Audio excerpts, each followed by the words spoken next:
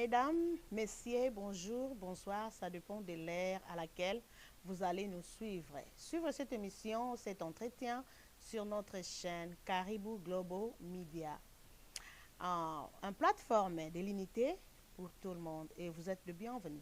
Et nous avons entretien avec un de nos frères qui est en train d'exceller à Washington State, que personnellement je connais, mais j'aimerais que vous allez le découvrir ensemble avec tout le monde. Mais moi, personnellement, je le connais, je vais lui dire bonjour. Bonjour, Monsieur Floribert Moubalama. Bonjour, Madame Ennis. Qui êtes-vous?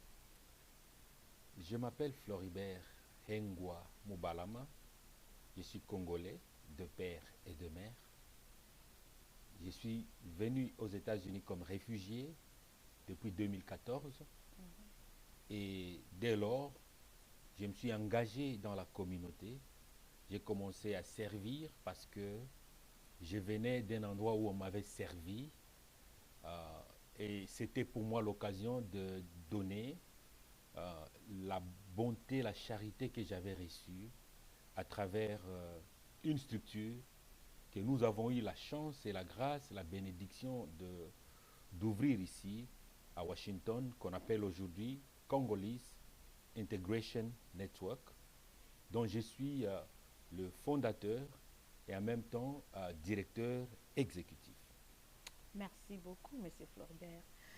Vous avez découvert, c'est lui le numéro un, celui-là qui a eu la vision du réseau d'intégration des Congolais en français, je vais dire comme ça. Monsieur Floribert, merci de nous recevoir et d'accepter cet entretien. Parlez-nous un peu de votre bilan de 2021, parce que nous sommes déjà en 2022. 2021.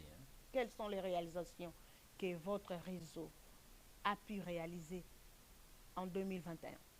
En 2021, nous avons travaillé dur.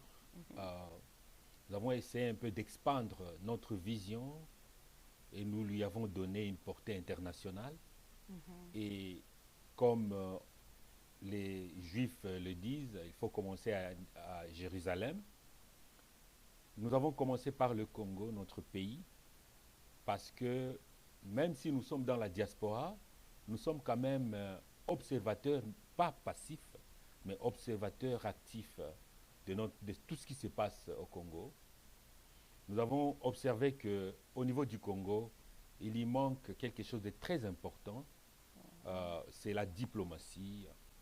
Et il a fallu quand même que nous puissions dire, si notre pays n'arrive pas à exceller, à changer, à être pacifié, à se développer, quels sont les exemples des autres pays qui ont permis à ces pays-là d'exceller, que nous pouvons utiliser pour aider à notre pays d'exceller. Mais tout en aidant un pays, on touche à son peuple. Donc, qui sont les interlocuteurs avec lesquels il fallait travailler? Nous avons commencé par le Parlement du Congo. Là, c'était une action bien réfléchie parce qu'ils sont les messagers crédibles du peuple congolais et ils sont en train de voir les peuples congolais partir, se déplacer vers d'autres pays, en refuge, en exil, et ils en connaissent les causes et les raisons. Nous-mêmes étant réfugiés, demandeurs d'asile ici aux États-Unis, nous pensons qu'avec eux, nous pouvons avoir quand même une conversation positive qui peut changer les choses sur le plan national et international. Donc, en 2021, nous sommes engagés dans cette dimension-là, au-delà de ce que nous faisons déjà ici à Washington, où nous sommes en train de renforcer les capacités et de développer la jeunesse, même les enfants, les aider à grandir positivement aux États-Unis et à faire réussir notre communauté en touchant sur les points de la dimension psychologique parce que nous avons été tous affectés. Donc nous faisons ce qu'on appelle la guérison psychologique des Congolais qui sont déjà ici. Donc il y a des projets dans chaque secteur que nous sommes en train de diriger et qui nous amènent effectivement à obtenir des bons résultats sur le terrain et de l'impact qui sont un peu aussi visibles au niveau national, donc ici aux États-Unis. Donc nous avons déjà l'attention, pas seulement de l'État où nous vivons, mais aussi l'attention du gouvernement fédéral des États-Unis et en même temps l'attention des Nations Unies, parce qu'il y a des organisations internationales qui nous contactent déjà et qui nous consultent en matière de la justice et en matière de droits de l'homme et aussi humanitaire. Ok, merci beaucoup. J'ai toujours cette question que la population a eu tendance toujours à me poser. Ouais. Parce que quand on est journaliste, on récolte des questions de la rue, mais qu'on amène au destinataire que vous êtes aujourd'hui. Avez-vous déjà intégré combien de familles dans votre réseau depuis que vous avez commencé? Nous avons plus de 1875 familles Wow! déjà intégrées depuis 2016 1875 familles. et au-delà, Ok. parce que les familles continuent à arriver. Comment l'intégration se passe? Vous les intégrez sur le plan social, sur le plan sanitaire, sur le plan logement, sur le plan soins médicaux ou Les bien dimensions, transportation? vous voulez Comment? toucher Expliquez-nous un aux peu. dimensions de l'intégration, Mhm, et là je vais parler des déterminants de la santé. mhm, Quand on arrive dans un pays où on est nouveau, on a des barrières. Il y a d'abord les barrières linguistiques. On ne parle pas la langue du milieu. yeah. Il y a les barrières économiques. On n'a pas encore le travail, on a besoin d'un travail. Il y a aussi les barrières psychologiques et que on manque encore l'ajustement, on n'est pas encore ajusté à la culture, aux lois et même au mode de vie de là où on est. Alors là, ça prend de l'expérience. Ceux qui ont réussi se positionnent comme guide, mentor de ceux qui viennent d'arriver. Et là, on touche directement aux plus vulnérables d'abord. Donc les plus vulnérables se situent au milieu, chez nous. On sait que les femmes vivantes seules, il y a aussi les enfants qui doivent aussi participer à l'intégration. Il y a aussi même les gens qui n'ont pas encore la langue, le niveau des langues. Oui, parce qu'on parle de l'intégration. Vous avez énuméré les familles, les femmes vivant seules. Ouais. Et pourquoi pas les hommes? Et ils ne peuvent pas s'intégrer. C'est seulement la femme avec les C'est enfants. pour cela que j'ai mentionné ceux qui ont le problème linguistique des langues.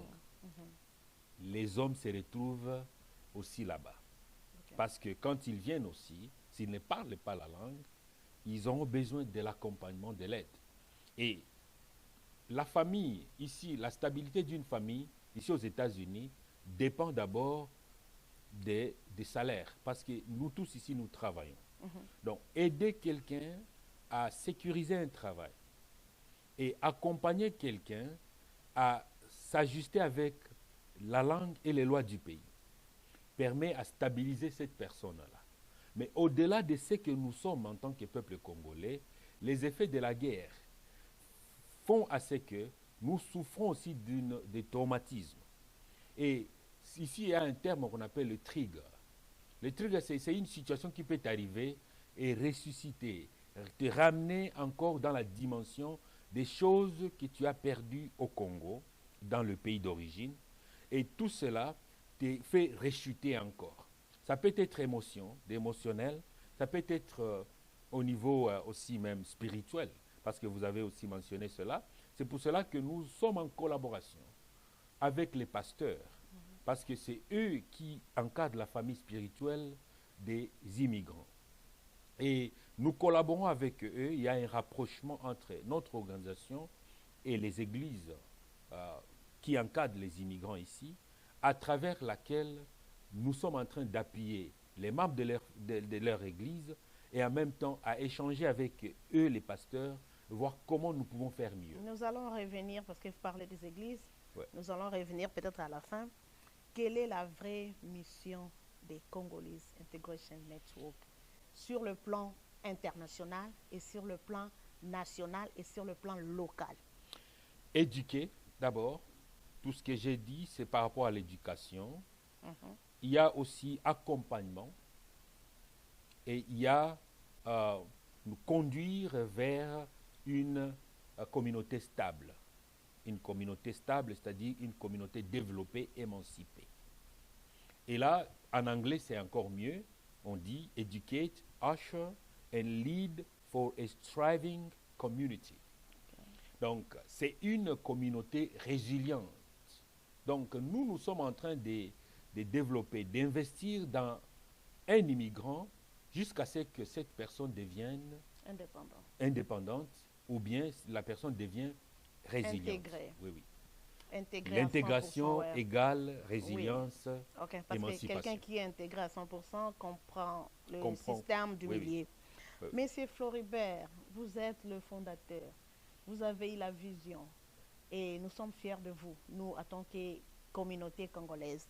Monsieur Floribert Moubalama, le CEO des Congolese Integration Network. Un jour, je me rappelle, on était quelque part avec vous, peut-être vous n'allez pas vous souvenir, il y avait une dame qui vous avait appelé, et la dame n'était pas congolaise. Mais elle plairait à mort parce qu'elle s'est retrouvée à la rue. Et on l'avait indiqué les lieux. Et elle s'est dit, comme la femme, là, la perdition dans la Bible, si je touche seulement le pont du robe du maître, je serai guérie. Et vous étiez la dernière espoir pour la femme. Et vous avez quand même trouvé des solutions. Et je voulais vous poser des questions. Quels sont les challenges? Parce que vous avez pu quand même dénicher à la dernière minute la solution à cette femme avec ses enfants, trouver un abri à l'immédiat. Ça prouve que CIN intègre aussi non-congolais ou bien d'autres pays du monde. Ça, c'est une très bonne question. Je vais dire que nous sommes aux États-Unis. Les États-Unis, on l'appelle multipods. Multipods, c'est-à-dire un espace où il y a une diversité des langues, des cultures et des origines, et même des races. Et quand vous formez une organisation aux États-Unis, comme la nôtre, il y a une loi qu'on appelle Non-Discrimination Policy. Et CIN, Congolese Integration Network, est aussi en train de marcher aussi par rapport aux lois du pays. Nous ne pouvons pas discriminer les gens qui toquent à notre porte, parce qu'au moins, même si nous nous sommes formés avec une mission d'intégrer les Congolais, il y a aussi le Congo qui est entouré de plus de 9 pays, et tous ces pays partagent la culture avec le Congo. Quand ils viennent chez nous, s'ils n'ont pas d'autres organisations qui peuvent les aider, nous allons ouvrir les portes pour ces communautés. Il y a même aussi les Centrafricains, il y a les Asiatiques qui viennent toquer à notre porte, et nous sommes aussi dans l'appel de les accueillir, de les écouter et de les orienter s'ils viennent. Donc, notre espace est ouvert à tout le monde, mais nous sommes fiers en tant que Congolais d'être les pionniers, les dirigeants, les gens qui sont en train de faire ce travail. Vous avez suivi avec moi, comme le président, le fondateur, le directeur exécutif vient de le mentionner. You are welcome to Congolese Integration Network. Vous êtes la bienvenue. De partout où vous venez, vous avez besoin d'aide, CIN est là pour vous aider. Toquez à leur porte, on va projeter l'adresse à la fin, ils vont vous aider. Monsieur Floribert, parlez-nous des challenges, parce que vous intégrez le Congolais. Quels sont les challenges que vous rencontrez? Wow. Les difficultés étaient énormes. D'abord, les premières difficultés sont liées à nos origines en tant que peuple. Nous venons d'un pays sous-développé, un pays où il n'y a pas la culture de l'excellence, non plus la culture de la beauté. Quand nous entrons dans ce pays, tout change. Alors, ce qui est dans notre culture doit s'adapter. Et pour que cela s'adapte, ça vient avec des challenges. Et les challenges d'ordre de compréhension mutuelle de là d'où nous venons vers là d'où nous allons. Alors, ça a été un premier comme difficulté, des cohésions, cohabitation, des unifications de toutes les couches du Congo, qui se retrouvent ici dans une grande diversité. Parce qu'au Congo, quand on est là, on est habitué à parler avec les ressortissants de son coin. Mais quand on arrive aux États-Unis, il y a des gens qui viennent du Nord Kivu, Sud Kivu, Équateur, Kasaï, Bandundu, et partout. Là, ce n'est pas l'habituel. Ce n'est pas quelque chose auquel nous sommes habitués. Mais cet espace de la diaspora nous amène maintenant à nous-mêmes nous ajuster à qui nous sommes comme peuple. Donc nous devons d'abord nous comprendre, nous accepter d'abord comme peuple, et puis aller aux difficultés d'ordre financier. Le financement, comment maintenant se ressourcer en termes de finances, qui prend une autre dimension, qui demande au fait de comprendre comment le système fonctionne. Parce que nous devons d'abord nous désisoler nous-mêmes, quitter nos coins, notre coin comme Congolais, seulement ensemble, aller vers un autre coin où il y a d'autres Américains, et c'est là où je parle du multipote. Comment se retrouver dans une telle diversité? Et ça n'a pas été facile. Il a fallu se battre et s'ajuster, se faire accepter et devenir crédible. Donc, voilà, il y a d'autres difficultés que nous rencontrons. C'est les difficultés d'ordre de développement économique. Donc, il y a plus de 40 ans qu'il y a des Congolais qui vivent ici, mais vous allez voir, nous n'avons pas encore un patronat, quelque chose qui nous identifie vraiment.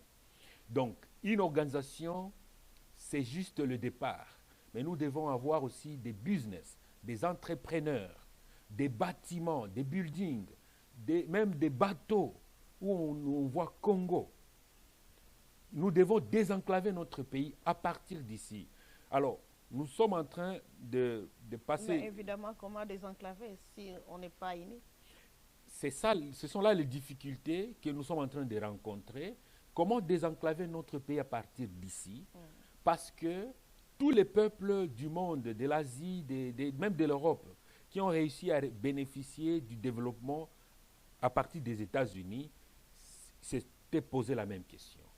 Et il fallait d'abord unifier les pensées de toutes les couches, les intellectuels et même des participants ordinaires, pour les convaincre à faire cela.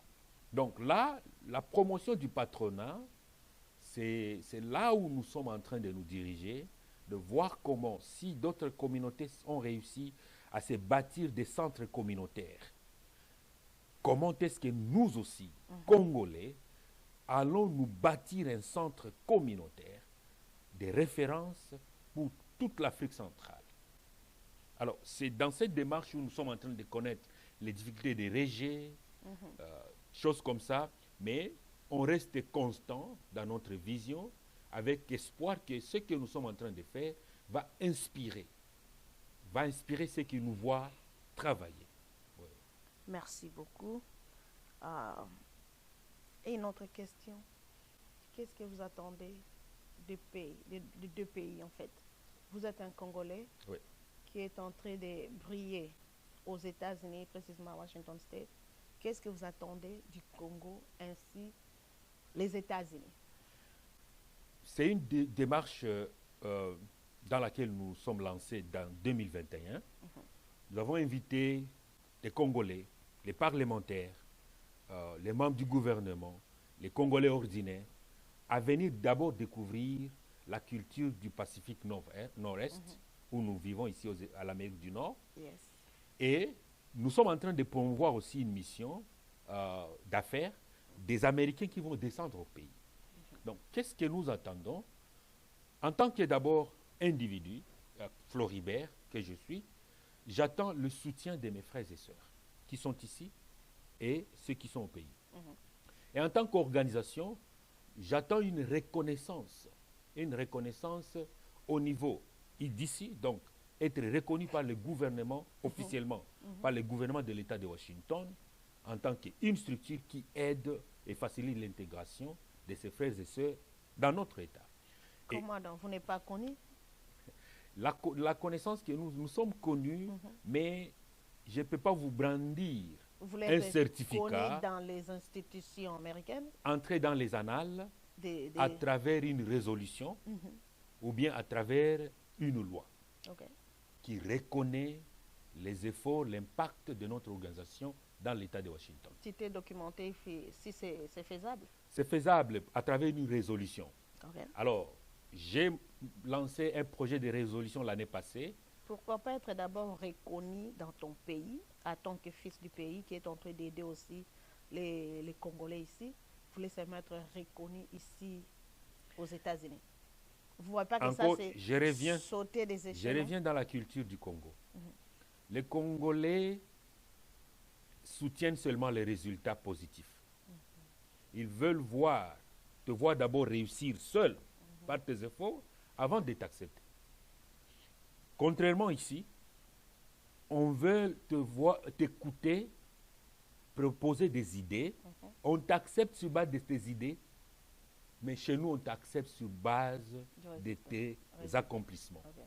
Alors, je préfère commencer avec ceux qui d'abord comprennent que l'idée peut mener au développement, que d'aller là où l'idée n'est rien d'autre que juste, chez nous on appelle les choses de la rue là, les parlementaires debout, Parlementaires debout. qui ont de bonnes idées malheureusement, qui ne les voient Les pas. parlements du coin. Oui, oui. Alors, le Congo va être notre deuxième ou troisième étape. Nous voulons d'abord nous bâtir un nom au niveau de l'État où nous sommes, et puis au niveau des institutions des Nations Unies, et puis le Congo. Le Congo va juste nous accueillir, nous adopter comme fils. Là, ça va être après avoir obtenu quelque chose ici. Ok. Yeah. Donc, ces démarches-là, on a commencé. Dernièrement, nous avons accueilli les députés nationaux du Congo ici. Et ils étaient venus faire quoi? Ils étaient venus pour lancer la diplomatie parlementaire sous notre financement, notre sponsorship. Donc nous avons sponsorisé leurs invitations, nous avons plaidé pour leur entrée aux États-Unis et nous leur avons accompagnés dans des visites que nous avions programmées nous-mêmes. Nous avons facilité leur visite, leur voyage et leur relation aux États-Unis. Mais je vais vous dire une chose. D'autres pays, quand un ressortissant de son pays fait quelque chose comme ça, directement on lui colle une reconnaissance. Directement. Et ce n'était pas fait pour les Sans même demander. Il y a un award. Ici on appelle award. C'est chez nous, reconnaissance, c'est autre chose qu'on peut l'appeler encore Award. award. Hein? Ok. Et ce n'était pas fait pour ton pays? Alors, nous avons accueilli officiellement les députés nationaux. Ils sont rentrés au pays, mais cela n'était pas fait. Donc, Monsieur Floribert, vous voulez il revenir. ne faut pas nous compliquer, ok? Parce que nous sommes dans un entretien. Oui. Vous voulez la reconnaissance comment? Qui va vous reconnaître? Ce sont des députés que vous avez invités? Ou bien c'est le gouvernement congolais? Ou bien c'est le Parlement congolais Oui. qui va vous reconnaître? Vous voulez dire quoi par là? Parce Parlant que du le Congo gouvernement. a des institutions. Nous avons le Sénat, nous avons l'Assemblée, nous avons la primature et nous avons la présidence. Un pays ordinaire fonctionne avec les pouvoirs, n'est-ce pas? Souvent 3 pouvoirs. Législatif, judiciaire Judiciaire, et exécutif. exécutif. Le Parlement représente l'un des 3 pouvoirs d'un pays. N'est-ce pas? Alors, quand le Parlement est l'institution qui est chargée des lois, c'est à travers le Parlement où on vote même les lois sur la diplomatie. Ok. Alors, quand il y a déjà un fils du pays qui est en train de promouvoir la diplomatie parlementaire, au niveau du pouvoir du Parlement seulement, nous attendions une reconnaissance. C'est pas encore tard, je pense que... Même une petite Ils résolution. étaient venus quand? Écoute, Non, vos invités étaient venus quand ici? Ils étaient venus au mois de septembre. Peut-être sont en train de travailler sur le rapport de mission. Vous savez, les choses prennent de longs Oui, oui. termes. Ça viendra, peut-être, il ne faut pas perdre l'espoir. C'est ça la différence entre les institutions occidentales et africaines. Ici, on exécute les choses à leur temps et à leur minute. Parce que le time is money. Alors, chez nous, il ne faut pas oublier l'instabilité politique. Parce qu'on éjecte les gens à tout moment au pays. Vous pouvez attendre quelque chose aujourd'hui, mais la personne qui devrait faire cette chose-là est déjà éjectée. Alors, qui va le faire? La nouvelle personne ne connaît pas l'histoire. C'est pour cela qu'il faut toujours agir vite. Alors, ça, pour moi, je peux dire que c'était un test. Est-ce que notre pays est capable de nous reconnaître dans un premier plan? Alors, nous avons constaté, juste un constat que non. Alors, nous devons travailler sur ce qui est facile d'abord. Et on va partir là après. Parce que nous allons déjà chuter. Un petit mot, ou bien donnez-nous un peu votre silhouette pour 2022. Comment CIN pense organiser en 2022? En bref. En bref. Merci beaucoup. Donc, au niveau structural, nous sommes en train de monter des séries d'innovation au niveau de notre administration. Nous sommes en train de créer des systèmes solides de finances, des systèmes solides des ressources humaines et des systèmes solides au niveau de la programmation. Et puis, coordonnés, nous avons lancé officiellement le bureau de Kinshasa en 2022. Au mois de mars, il sera lancement officiel, mais le bureau est déjà opérationnel. Nous avons déjà un espace et tout est déjà là. En 2022, nous sommes en train de travailler sur un plan de développement communautaire où nous allons initier un projet de recherche sur l'acquisition d'un building qui portera le nom du Congo. Wow. Et qui sera le centre peut-être de guérison. Nous disons que nous sommes en train d'inspirer notre génération. Alors, nous commençons l'idée, les recherches, nous collectons les données et puis nous allons les présenter à la communauté dans son ensemble. Alors, tous ces structures-là qui seront intéressés par l'idée, qui sera déjà bien cuite, vont se joindre à nous et nous allons concrétiser cette vision. Voilà, c'est l'une des grandes choses que nous voulons faire. Mais en même temps, nous voulons tisser de bonnes relations avec notre ambassade de la RDC à Washington, D.C. Nous voulons voir les activités de l'ambassade s'étendre juste à Washington State. Voir les délégués, nous visiter en permanence, parce que c'est à travers eux que notre voix devrait partir un peu très haut. En parlant dans Mais je n'ai pas terminé. Je suis en train de voir des structures naissantes, des business des Congolais, que nous nous sentons en fait dans l'appel de soutenir, d'accompagner. Oui. Merci beaucoup, Monsieur Floribert, parce que nous citons déjà. Vous avez parlé des églises. Oui. Ok, je vous ai interrompu parce que je voulais poser cette question. Oui. Comment voyez-vous les églises congolaises à l'État de Washington? Un mot là-dessus. Ça, c'est une bonne question, une très bonne question d'ailleurs. Les églises, je vois, nous avons plus d'églises que d'autres communautés. Donc, ce n'est pas une mauvaise chose, c'est une bonne chose. Si les gens ne sont pas capables de réaliser des grandes choses ensemble et qu'ils trouvent que se séparer, ils peuvent réaliser plus. Je vais souligner que la séparation n'est pas une division. Les gens peuvent se séparer pour beaucoup de raisons.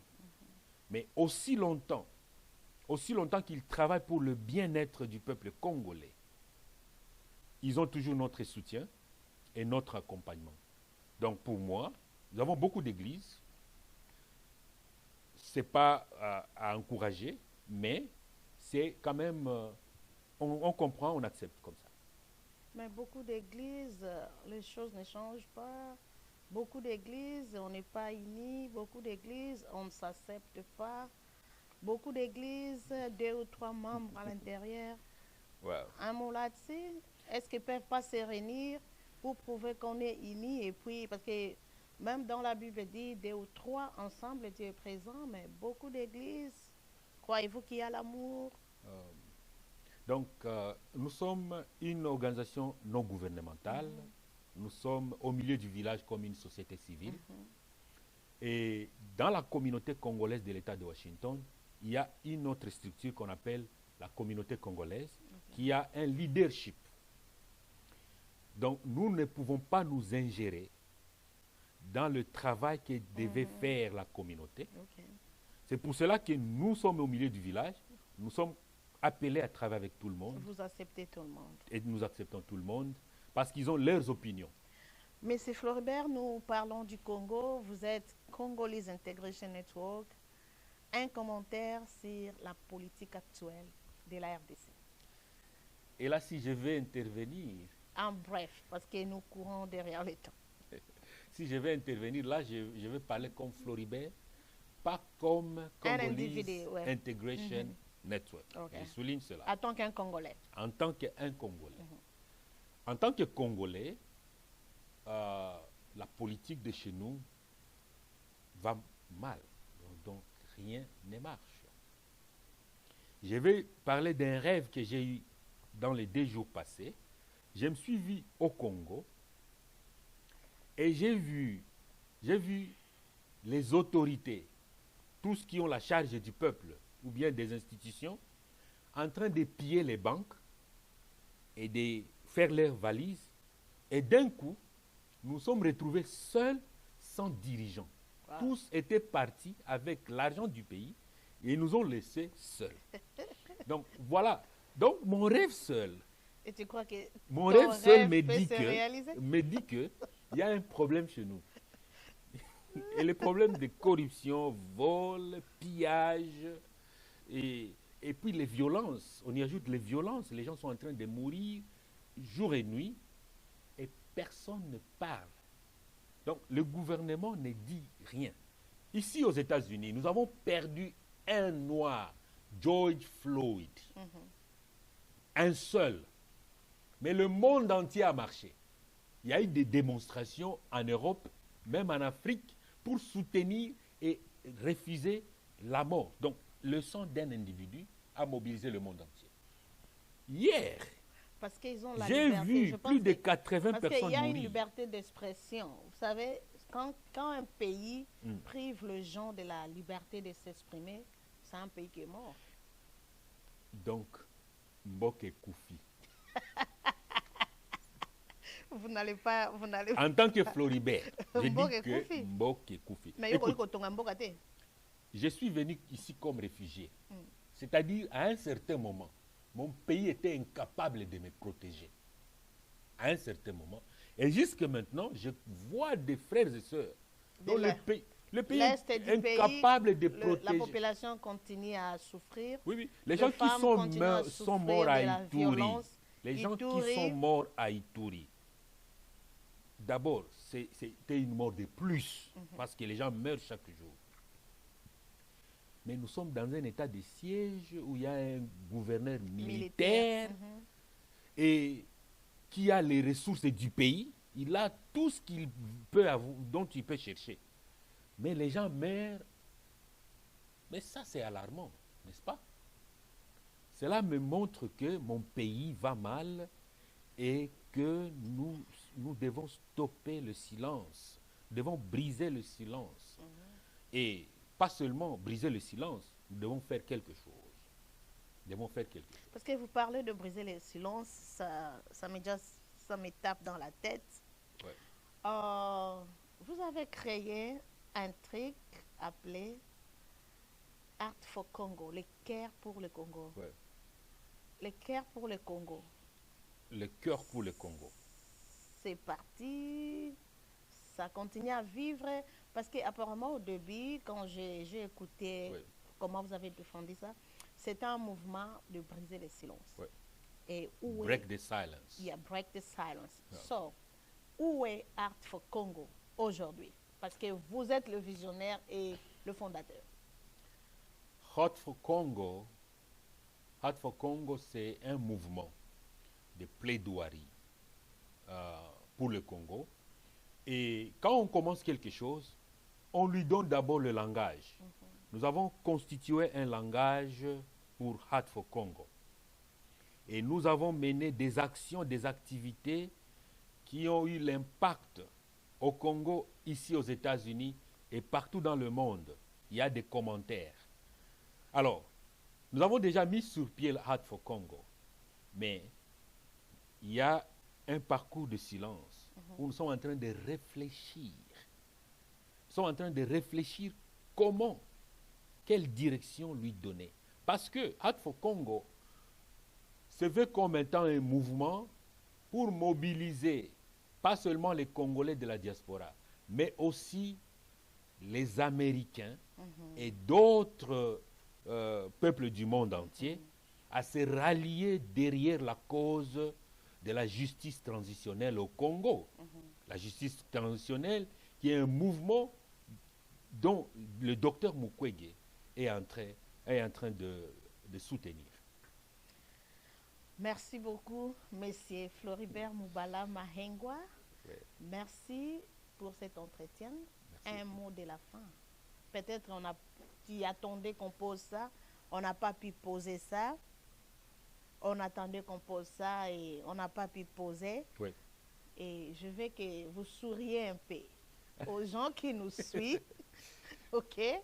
Parce que votre sourire peut donner aussi un espoir à un Congolais qui veut aussi immigrer aux États-Unis. Ça peut aussi donner un espoir à un Congolais qui est dans les camps de réfugiés maintenant. Ça peut donner un espoir, dire que non, il était comme nous demain, hier, mais aujourd'hui, il est en train d'exceller. Donc, je peux aussi faire plus. OK? Nous voulons avoir un mot de la fin. Et s'il y a une question que tu attendais que Caribou Global Media te pose, on n'a pas pu poser ça. Vous avez un temps libre de répondre à ça et nous allons clôturer. Merci beaucoup d'abord pour cet appel. Mon sourire, c'est à travers ma culture, c'est aussi à travers ma langue. Mie niko mutua est. Je suis de l'Est, ninaongea Swahili. De l'Est ni kubwa. Est manake Bukavu. Niko mtoto wa Bukavu, mtoto wa Kadutu, wa Bolo 4. Au Sud Kivu. Au Sud Kivu. Donc naongea Swahili. Hii espoir niko napana kwetu nikusema kwamba bandugu yangu ni bitu ya kuhuzunisha sana kuona kama tunashindwa okoa nchi yetu. Tulisoma, tunaenda kumakanisa tunaomba, tunasomaka Biblia, tunasikia mahistoria ya mapeple ingine, lakini tunashindwa okoa nchi yetu na dunia mzima iko natuchekea. Mimi nawaza kama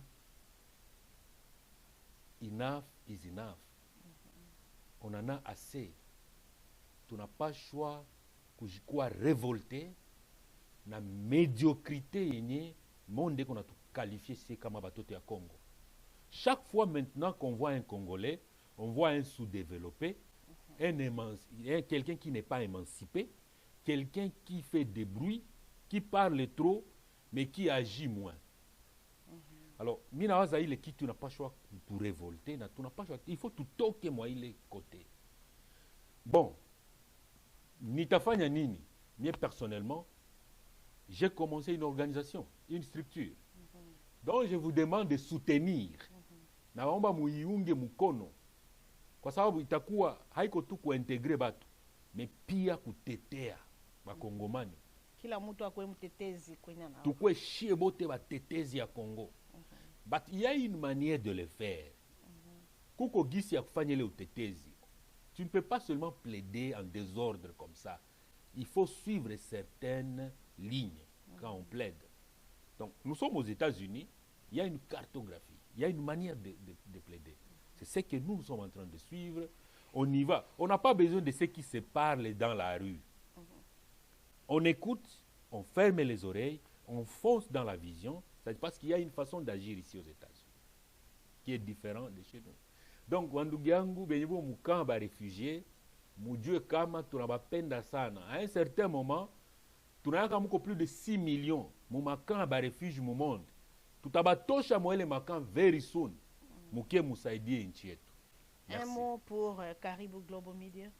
Un mot pour Caribou Global Media. Nous vous accueillons comme étant une structure qui va aider au développement de la communauté congolaise dans l'État de Washington et partout dans le monde.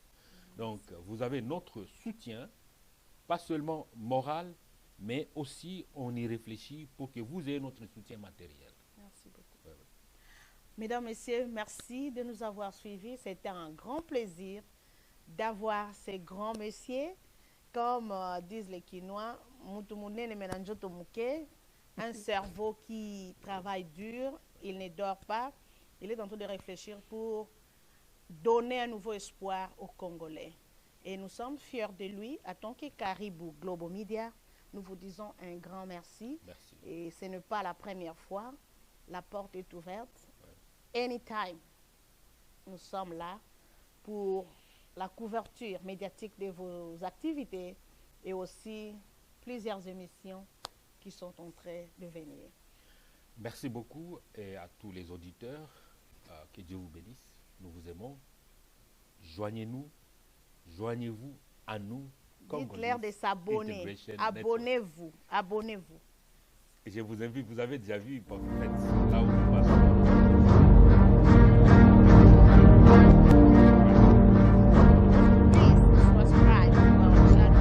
Abonnez-vous à notre chaîne.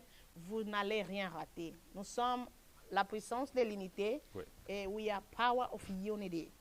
This media is for everybody. We are church in the middle of the village. Yep. En français, nous sommes une église au milieu du village. Nous n'avons pas de couleur. Nous soutenons tout le monde et nous accompagnons tout le monde. Bye bye. À la prochaine.